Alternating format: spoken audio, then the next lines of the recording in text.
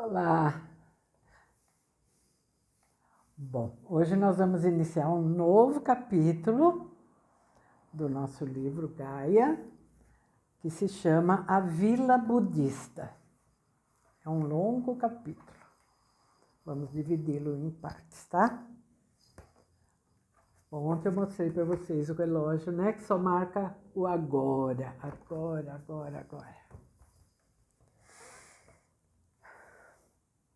Começando então. A meditação é um caminho, mas, obviamente, existem diversos caminhos e diferentes práticas espirituais. Durante a escrita deste livro, perguntei-me diversas vezes o que poderia dizer de bom para as pessoas que não gostam ou que não conseguem meditar. Primeiramente, acredito que a meditação forçada não é meditação, mas que aos poucos é possível vencer os desconfortos do corpo e da mente. O grande segredo é a prática da respiração consciente. Durante o dia, na prática esportiva, no trabalho, em casa. Essa prática parece fácil, mas não é. Ela exige muita dedicação. Por esse motivo, a meditação formal serve de auxílio à respiração consciente durante a meditação não formal. A ciência já está comprovando os inúmeros benefícios da respiração consciente, como a redução dos sintomas da ansiedade, estresse, da depressão, do déficit de atenção, fortalecimento do sistema imunológico e etc. Para quem tem dificuldade de sentar em quietude, o exercício físico aeróbico, como a caminhada, a corrida, a dança ou qualquer outra atividade que libere endorfinas, auxilia no relaxamento do corpo e da mente, e assim facilita a prática da meditação quando realizada logo depois.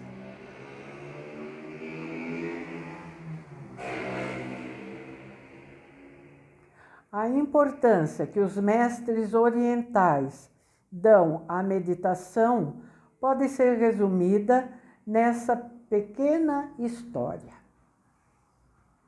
Certa vez, após um inverno rigoroso, o mestre Dogen, importante mestre zen budista e um dos responsáveis por levar o zen para o Japão, foi procurado por um de seus discípulos que estava assustado, porque o estoque de alimentos estava chegando ao fim.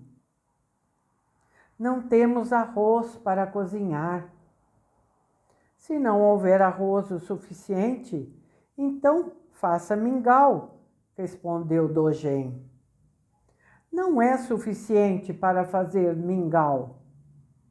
Então, faça caldo de arroz. Não é suficiente para um caldo de arroz. Nesse caso, será água quente e zazen.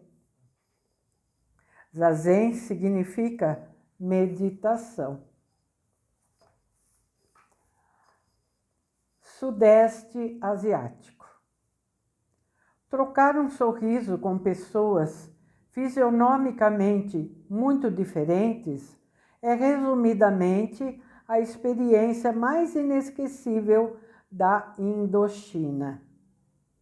Deixar-se miscigenar às outras culturas e valorizar a experiência que isso proporciona é como misturar cores na paleta da vida e ter a certeza que você nunca mais será o mesmo. A viagem para o desconhecido é sempre um portal. O não saber tem um potencial latente. Porque esse tipo de viagem me atraía tanto, eu não sei.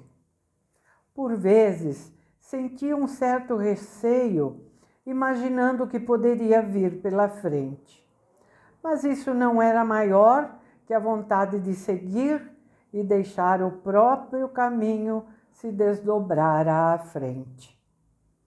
Buscava trilhas que me trariam respostas sobre o significado da existência humana e do propósito de estar aqui neste mundo.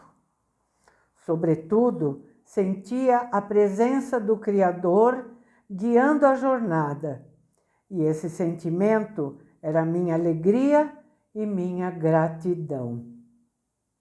Visitei lugares turísticos, e isso é muito agradável. Mas por que não ficava simplesmente curtindo as tentadoras praias tailandesas e desfrutando do que costumamos chamar de melhor?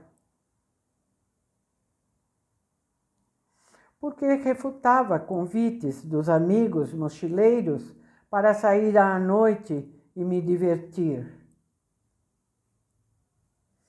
A resposta não era fácil, mas sentia que perderia o foco se transformasse um ano de busca em um ano de prazeres comuns, alguns dos quais eu já tinha experimentado e, de certa forma, sou grato por ter me permitido vivê-los e perceber que por ali não havia caminho para a felicidade real. Buscava algo diferente e transformador. E isso ocorreu no sudeste da Ásia. Um pequeno plano foi necessário. Considerando a logística de deslocamento naquela parte do continente asiático, foi acertada a decisão de estabelecer um local base de referência, uma espécie de quartel-general. A borbulhante cidade de Bangkok oferecia as melhores opções para os deslocamentos para os países vizinhos, naquele raio de ação, assim como passagens aéreas mais econômicas. Evitei a confusão do centro da cidade, me hospedando num pequeno e tranquilo hotel próximo ao aeroporto. Man, o gerente do hotel, me ajudou a vencer as barreiras da língua e me presenteou com todas as informações que eu precisava. Pedi a ela que ligasse para uma vila budista chamada Plum Village, que ficava próximo a Patthong, para solicitar informações sobre a possibilidade de fazer um retiro lá durante alguns dias. Depois da ligação e da conversa em tailandês, ela olhou para mim e disse: "Você está com sorte." Verdade? Sim, eles me atenderam. Disseram para você preencher um formulário pela internet. No canto do site você encontrará as letras ENG, que é uma abreviação em inglês. No momento, a comunidade monástica não está recebendo ninguém, mas a partir do dia 6 de junho, existe a possibilidade de você se hospedar lá. Pela internet, acessei a página da Plum Village. Respondi algumas questões sobre minha vida pessoal e o que me motivava a visitá-los. Poucos dias depois, recebi um e-mail de confirmação, muito bonito. Lembro que começava com um convite para respirar. Breathing in, inspirando. Faltavam 10 dias até o dia 6 e não sabia o que fazer durante esse período. Certamente não queria permanecer em Bangkok todo aquele tempo. Entrei numa cafeteria na mesma rua do hotel e abri uma revista que exibia uma fotografia de elefantes. Suas peles verdes contrastavam com o círculo de areia alaranjado onde estavam, em meio à penumbra da floresta. Não sabia dizer exatamente o que me encantou naquela foto. Considerando que a revista estava redigida em tailandês, o máximo que conseguia entender era que o estilo da letra era elegante e arredondado, ou seja, não conseguia entender uma só palavra. Solicitei à atendente para identificar onde era aquele local. Ela gentilmente atendeu o pedido, olhou as pequenas letras arredondadas e disse: Khao Yai National Park. Você pode escrever num papel, por favor? Pedi a ela, falando em inglês e movimentando a mão, como se estivesse escrevendo, para facilitar nossa comunicação. Ela então escreveu num papel pequeno, um pequeno pedaço de papel. De volta ao hotel, mais uma vez, Man mostrou sua hospitalidade, uma marca típica tailandesa. A Tailândia é um país em que é possível sentir a alma humana num estado mais leve, e não tenho dúvidas que, pelo menos em parte, isso está ligado à valorização da paz por seus habitantes. Esta floresta fica próxima a Plum Village e é possível acampar lá, disse-me logo após falar com funcionários do Khao Yai National Park e desligar o telefone. Khao Yai National Park é uma imensa floresta tropical, com animais selvagens, trilhas e cachoeiras. Depois de uma longa viagem por estrada, desde Bangkok até Patchong, numa van, e outro trecho por áreas rurais na caçamba de um caminhão, finalmente cheguei à entrada do Parque Florestal. Faltava ainda um trecho até a área do acampamento. Parte dele foi vencida com uma carona e o restante a pé. Era ainda necessário cruzar um bosque e uma ponte de madeira, para enfim encontrar uma bonita clareira em meio à densa floresta. Tinha um córrego na margem e um grupo de cervos robustos pastando no gramado aberto. Tinha razoável infraestrutura, com um posto, banheiros e uma tenda que funcionava de dia.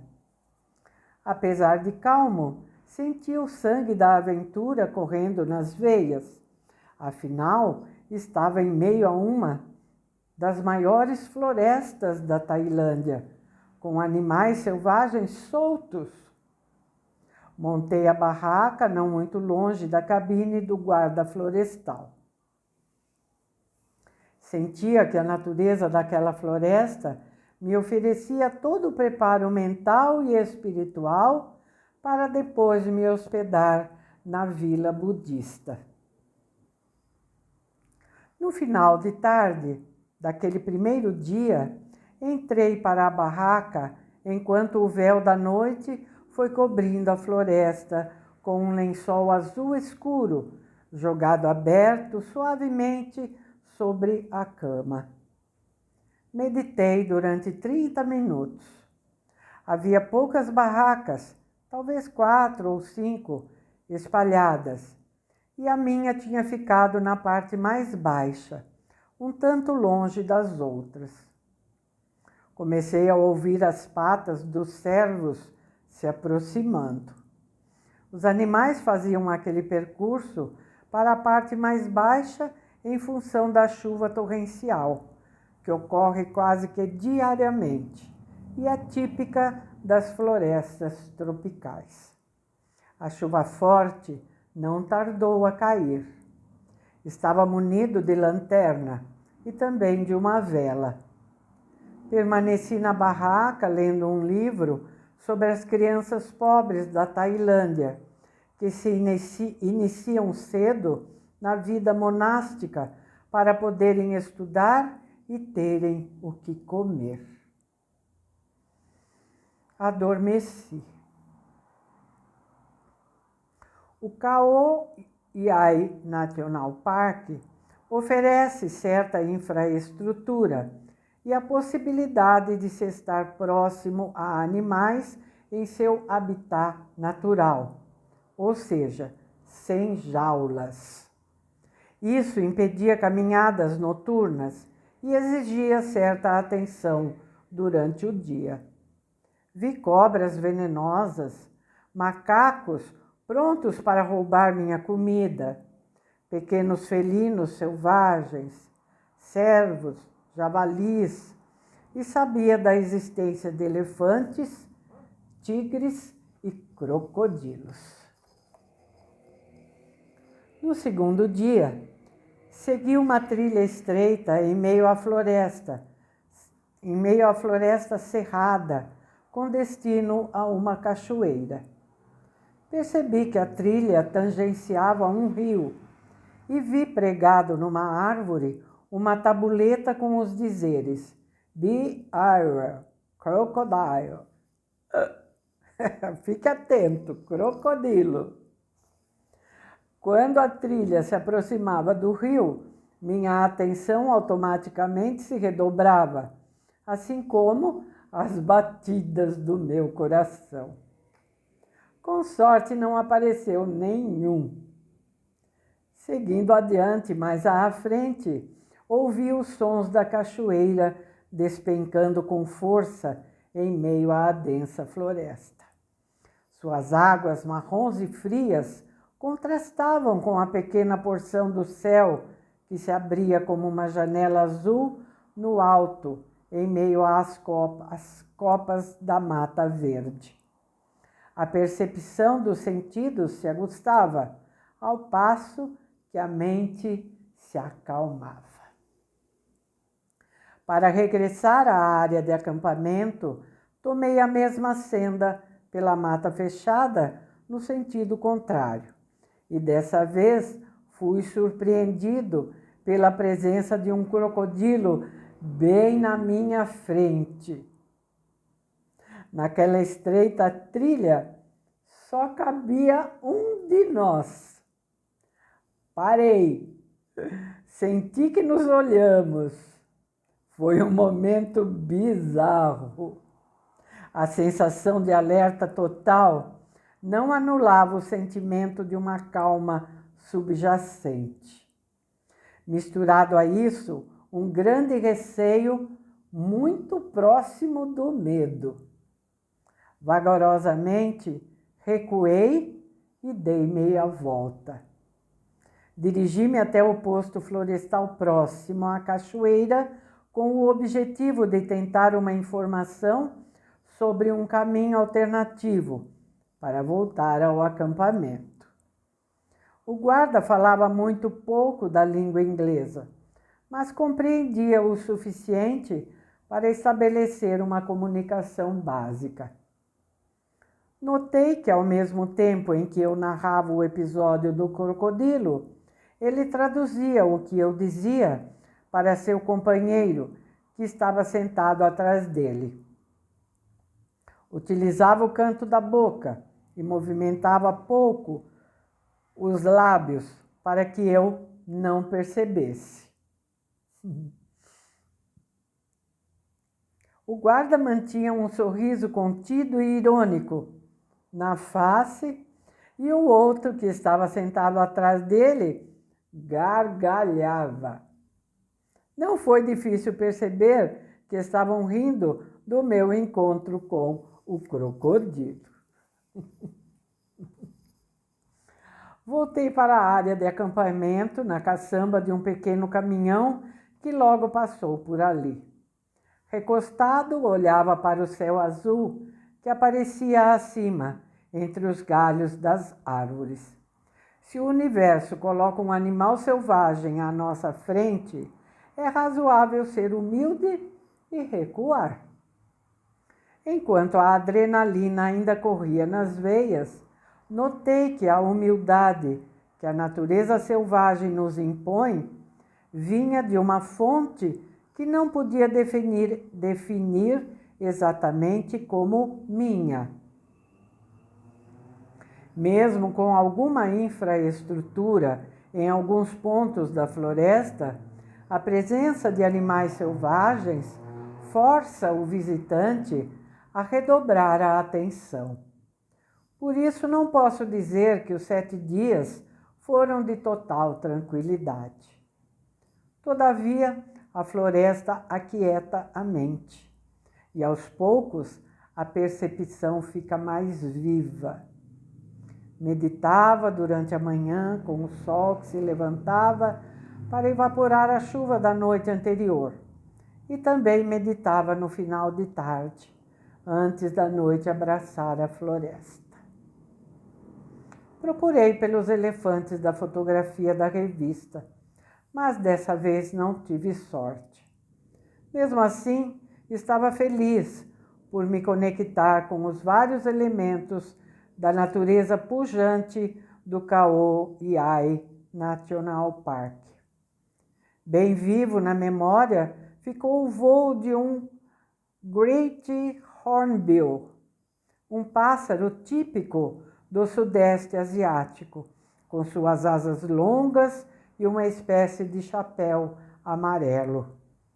Dizem que é através da contemplação dos pássaros que podemos enxergar o céu azul de verdade. O voo maravilhoso e tranquilo daquele pássaro ajudou a elevar minha visão para o céu. Uma semana imerso na 3ª maior floresta tropical da Tailândia serviu de preparo para um grande teste: hospedar-me em uma vila budista e seguir as austeridades monásticas. O propósito para tal aventura era descobrir na prática os segredos de Buda. Muitos dos ensinamentos budistas me foram revelados nestes dias na Plum Village. Compartilhei um táxi com funcionários do parque que iriam naquela direção.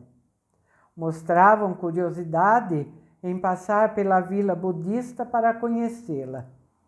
A Plum Village parecia já ser querida e bastante conhecida pelos tailandeses. Descobri a Plum Village por meio da leitura de um livro de Thich Nhat Hanh, chamado Vivendo Buda, Vivendo Cristo. Thich Nhat Hanh é um monge vietnamita nomeado ao Prêmio Nobel da Paz por Martin Luther King em 1967. A história conta que durante a Guerra do Vietnã, Thai, como é conhecido, conseguiu o visto para viajar para os Estados Unidos, mas foi avisado pelas autoridades vietnamitas para não pedir a paz. No entanto, foi exatamente o que ele fez quando pisou no solo americano. Tal atitude, tomada em benefício de um bem maior, lhe custou uma vida no exílio. É o criador da Plum Village e um ativista da paz muito importante e conhecido tanto no Oriente quanto no Ocidente. Tai já escreveu mais de 100 livros.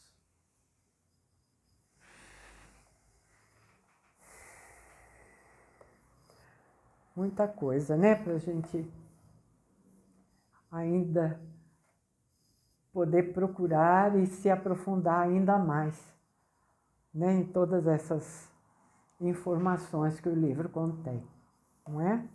Assim como eu fui procurar lá o Luru na internet, eu também fui procurar alguma dessas outras coisas. Façam isso também, é enriquecedor, viu? Muito bem. Ficamos então por aqui hoje. Peço que vocês não esqueçam do like. Gente, é uma coisa que a gente tem quase que por obrigação de pedir, porque senão o canal não cresce, sabe? O YouTube não distribui os nossos vídeos. A gente fica aqui só no nosso nicho aqui pequenininho e não cresce, não dá oportunidade para outras pessoas conhecerem o canal, conhecerem esses livros maravilhosos que eu leio aqui no livro. Eu não falo maravilhosos porque nenhum deles é meu, não fui eu que escrevi, mas são maravilhosos, porque pessoas incríveis os escreveram. Todos eles têm mensagens lindas, grandes ensinamentos, grandes lições, nos levam a profundas reflexões. Isso que é o importante numa leitura, não aquelas leituras vazias, né? Que às vezes até prejudicam o nosso viver, prejudicam a nossa mente, o nosso espírito. Bom, eu acho que quem está aqui está porque também concorda comigo, não é? E gosta desse tipo de leitura, tá bom? Então é isso, minha gente. Espero vocês amanhã, tá bom? Até mais. Um abraço.